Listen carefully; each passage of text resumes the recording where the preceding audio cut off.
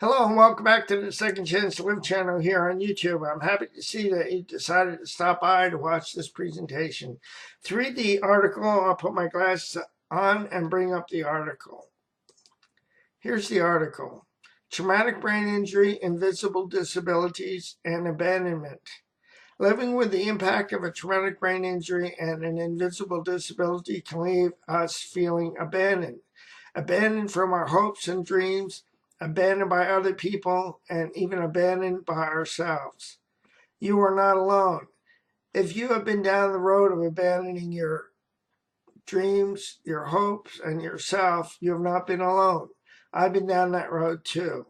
But I discovered some good news that I would like to share with you. We no longer have to abandon ourselves, our hopes, and our dreams. Today, I would like to share something with you, something that reminds me to not abandon myself when I feel abandoned by people, including myself. To not abandon my hopes and my dreams when I feel laughed at and ridiculed.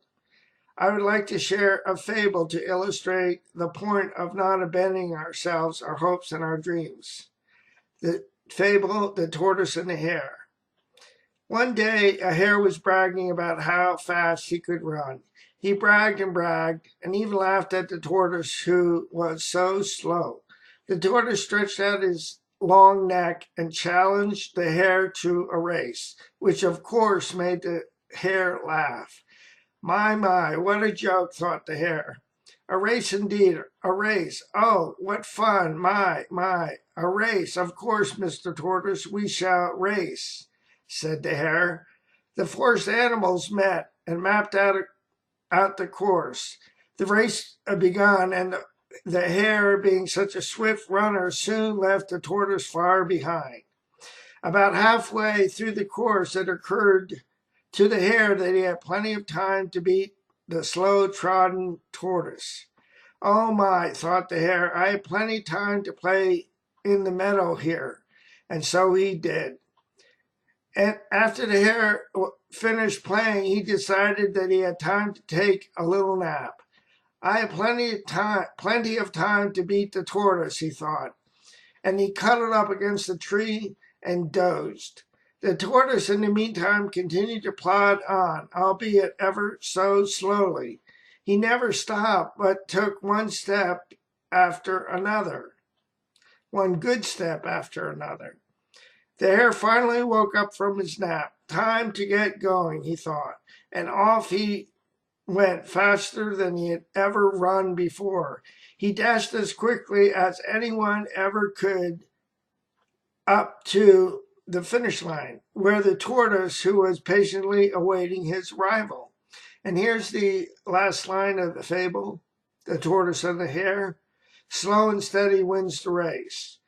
We no longer have to abandon ourselves, our hope, or our dreams.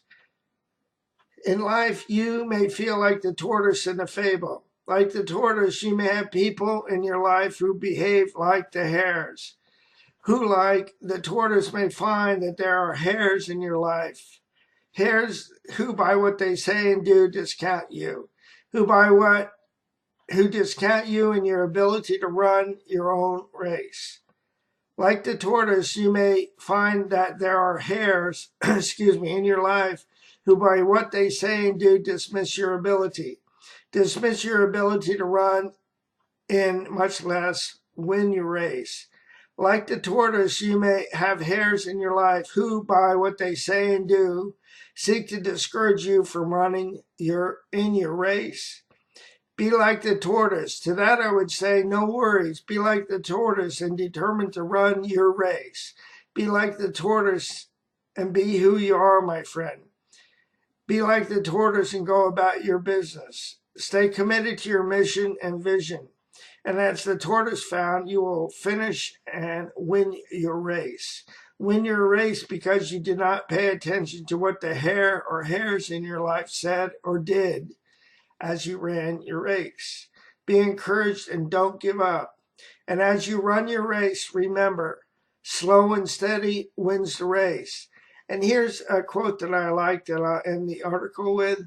Insist on yourself. Never imitate. Your own gift you can present every moment with a cumulative force of a whole life's cultivation. But of the adopted talent of another, you have only an extemporaneous half possession. Do that which is assigned to you, and you cannot hope too much or dare too much. And that's by Ralph Waldo Emerson. Excuse me. This is the end of the video presentation. Before I go, let me encourage you with this, as I too need to remember. Please do not give up on yourself, a loving God, or your process, because more will be revealed to you and to me with time. The pieces of the puzzle will come together in the correct order and at the right time. I'll say so long for now. Have a great day, and God bless you. Bye now.